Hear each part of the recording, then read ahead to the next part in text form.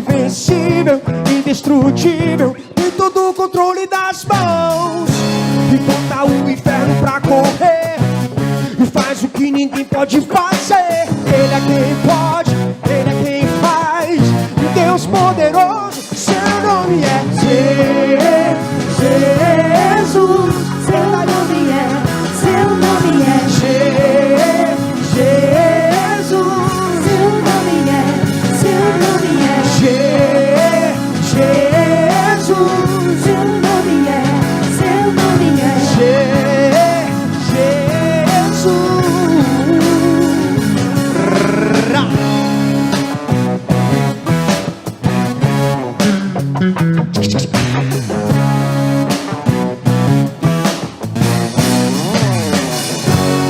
Quem é esse que até o vento mal obedece? Até as galhos pés cala pra ouvir sua voz. Deus invencível, indestrutível, tem todo o controle nas mãos. E bota o inferno pra correr e faz o que ninguém pode fazer. Ele é quem pode, ele é quem faz. Deus poderoso, seu nome é Jesus. Seu nome é, seu nome é Jesus. Seu nome é, seu nome é Jesus. Seu nome é, seu nome é Jesus. Seu nome é, seu nome é.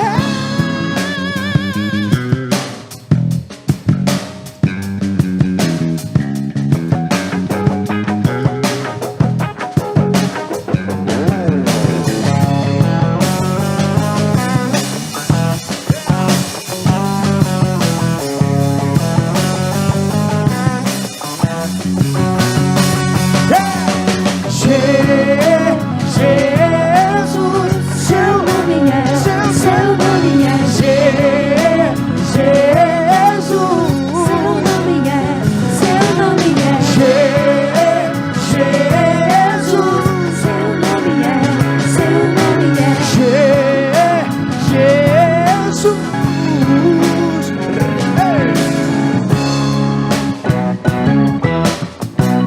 Love.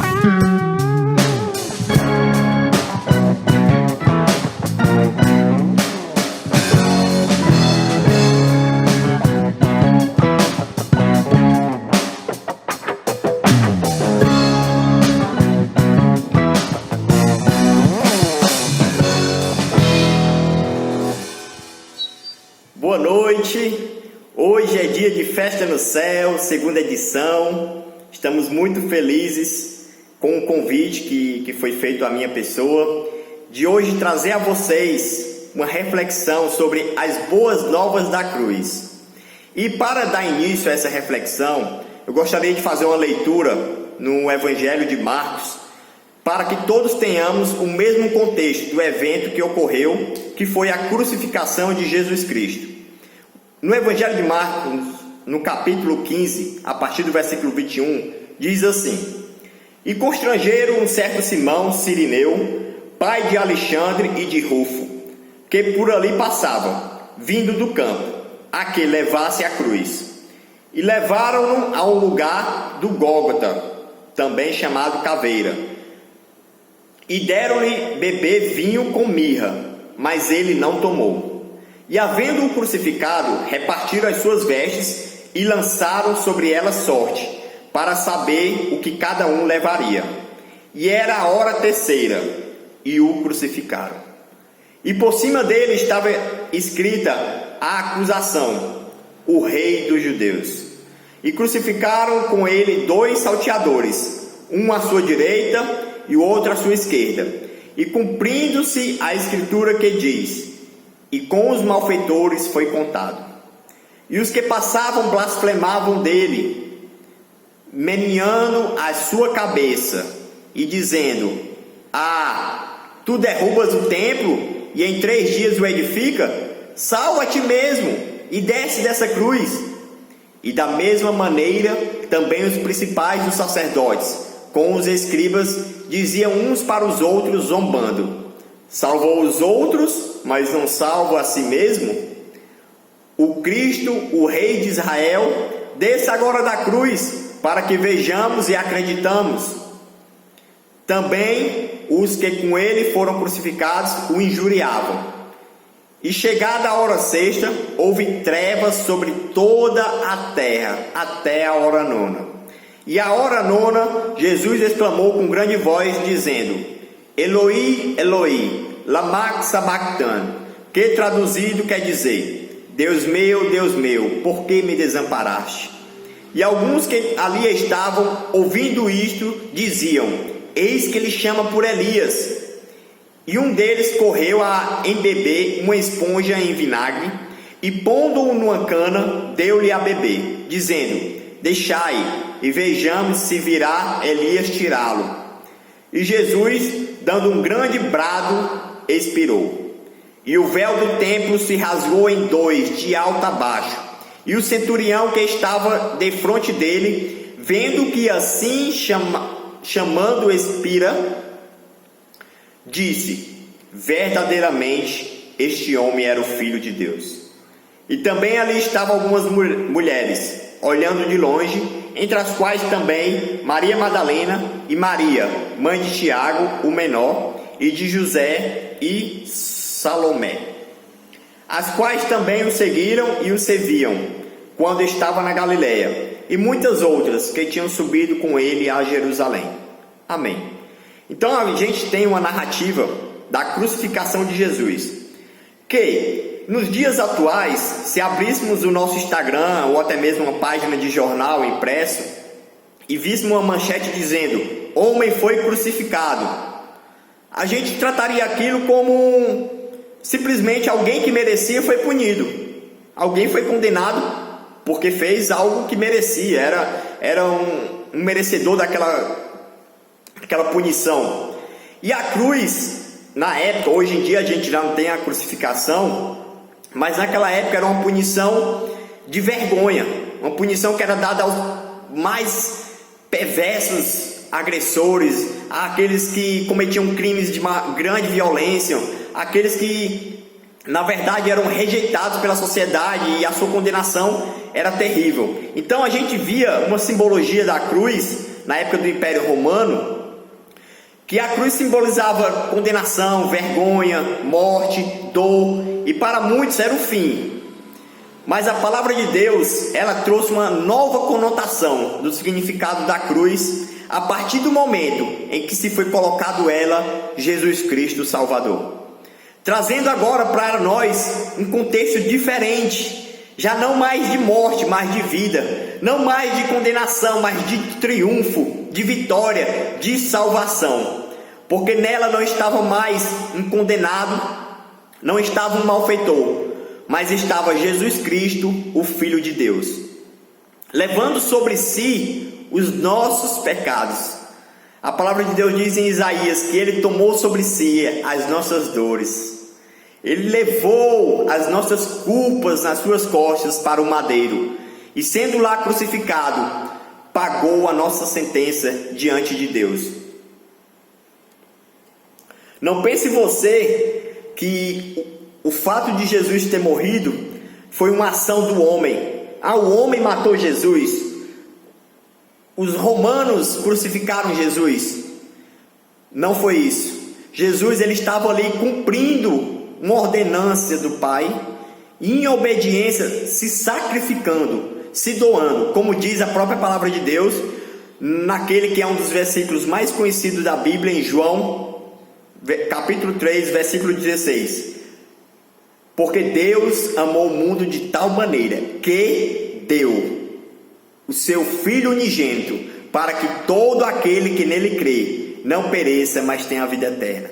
E se você for lendo a Bíblia e chegar até a primeira epístola de João, também capítulo 3, e coincidentemente também versículo 16, diz assim: conhecemos o amor nisto, que Ele deu a sua vida por nós, e nós devemos dar a nossa vida pelos irmãos. Então a gente percebe agora que Jesus, ele não estava em uma cruz porque foi forçado, porque o perseguiram, o prenderam e o levaram para a cruz, mas no âmbito de contexto muito maior, ele estava ali como perfeito sacrifício. Um sacrifício não feito por mãos de homem, não sacrificado em templos, mas um sacrifício vivo. O próprio Filho de Deus se sacrificando pela humanidade. Isso é tremendo. E na narrativa que vemos, Jesus é levado à cruz e em um certo momento, já findando a sua vida aqui na terra, ele clama, ele brada, e o brado dele é tetelestai, que traduzido para nós significa está consumado. Jesus, no ato da cruz, sabia que estava cumprindo uma missão, não uma missão fácil, até porque quando ele estava no jardim do Getsemane, em oração, falando com seu Pai, o nosso Deus, ele disse: Pai, se possível, aparta de mim esse cálice, mas não faças a minha vontade, seja feita a tua vontade. Então, nesse brado que ele diz, está consumado, ele estava ali agora dizendo para o Pai que estava cumprida a sua missão. A palavra tetelestai, ela traz 3 aspectos de significado, que é o está consumado, ou está cumprido a missão, a dívida está paga, ou mesmo o significado de está liquidado. Então, naquela cruz, Jesus, ele consumou a sua missão, ele pagou a nossa dívida e ele liquidou qualquer condenação que estava posta sobre nossas vidas. Por isso que o apóstolo Paulo, quando escreveu aos Romanos, ele disse: portanto, nenhuma condenação há para os que estão em Cristo Jesus. Aleluia, é tremendo, porque nós éramos merecedores de tamanha condenação. A palavra de Deus diz que por um homem entrou o pecado no mundo, e vindo o pecado, a morte. Então, estávamos nós sujeitos à morte, não somente essa morte física, biológica, mas a morte espiritual, a morte eterna. Porque o salário do pecado é a morte, como diz a palavra de Deus, mas o dom gratuito de Deus é a vida eterna. E esse dom, ele foi distribuído ao homem através de Jesus Cristo naquela cruz. Mas não simplesmente encerrando-se na cruz, quando Jesus bradou as suas últimas palavras e cessou o seu fôlego, mas 3 dias após, quando ele ressuscitou dos mortos e triunfou sobre a morte. Então, essa é a vitória do crente, porque foi na cruz onde Deus pôde conceder ao homem a oportunidade de se achegar novamente a Deus, de obter através de Jesus Cristo a salvação. E existem alguns aspectos da salvação que são interessantes de ser observados. Quando Jesus morreu na cruz e rasgou o véu de cima a baixo, e o centurião, pasmo com aquilo, confessou e disse: verdadeiramente este homem era o Filho de Deus. Ele gerou uma abertura, um acesso, para que o homem agora pudesse, diante de Deus, confessar os seus pecados, e através disso confessar que crê que Jesus Cristo é o único e suficiente Salvador, e fazendo isso possa participar do processo de salvação. Essa é a primeira etapa, onde o homem se converte a Deus, ele é regenerado. Conjecturamos que eu arranquei o braço, mas através de uma ação divina, o braço foi regenerado, foi reconstituído. Pois é isso que a cruz, onde Jesus morreu, mas também ao 3º dia ressuscitou, nos proporciona. Que possamos ser regenerados, novamente gerados, uma nova criatura, como ele disse para Nicodemos: necessário é vos nascer de novo. Então, quando a gente é convertido através da fé em Jesus Cristo, nós somos novamente gerados, nascemos novo homem, nova mulher, agora livres da condenação. Posterior a isso, a gente somos justificados, porque, como eu disse, Deus, ele é justo, e o que Jesus fez foi cumprir uma sentença. Não pense que Deus teve o culpado por inocente, pois a palavra de Deus diz que Deus não toma culpado por inocente. O que ele fez foi cumprir a sentença da condenação em Jesus. E Jesus tomou sobre si as nossas dores e cumpriu a sentença. Por isso somos justificados através do sangue de Jesus derramado no Calvário. Após isso, nós nos sentimos adotados. Somos filhos, co-herdeiros de Cristo, como diz a palavra de Deus lá em João, capítulo 1, versículo 12, né? Que agora possamos ser chamados filhos de Deus. Que maravilha! Tudo isso através de uma ação de Jesus no Calvário, morrendo por nós, mas não permanecendo morto, ressuscitando ao terceiro dia. Então é importante salientar que a cruz em si, o objeto, a madeira, ou seja de metal, não importa o aspecto, a cruz em si, ela não tem poder algum, mas a mensagem da cruz, ela é poderosa. A palavra de Deus diz em Coríntios que a mensagem da cruz é loucura para aqueles que perecem, mas para nós que somos salvos é poder de Deus. Poder para restaurar, para transformar, para libertar, para tirar o homem do lamaçal de pecado, para mudar a sua postura, a sua conduta, os seus desejos. É poder de Deus. Por fim, seremos santificados através da palavra de Deus, separados para um serviço, purificados através do sangue de Jesus. E quando se cumprir toda a Escritura, Jesus, aleluia, nos chamará ao arrebatamento, a qual seremos glorificados. Essa é a boa nova que eu venho trazer para você nessa terça-feira. Um dia feliz, onde você pôde escutar que Jesus Cristo um dia morreu por mim e por você, em uma cruz do Calvário, para que nós tenhamos acesso à vida eterna. Para isso precisamos crer na palavra de Deus, crer que Ele é o nosso único e suficiente Salvador, e que só Ele, aleluia, pode nos salvar. E lembramos que Jesus não está morto, a cruz agora está vazia, é apenas uma madeira, apenas nos lembra do sacrifício de Jesus, mas Ele ressuscitou e está à destra do Pai, à direita de Deus, aleluia. Esta é a boa nova. Faça proveito dessa palavra, deixe com que ela entre em seu coração e faça morada, e gerando ela morada, possa gerar também vida para a sua vida. Eu agradeço essa oportunidade ímpar de poder estar compartilhando estas palavras com vocês, e peço a Deus que abençoe cada lar, cada pessoa que está ouvindo, independente do dia, do momento, mas se esse vídeo chegou até você, que você seja abençoado em nome de Jesus. Amém.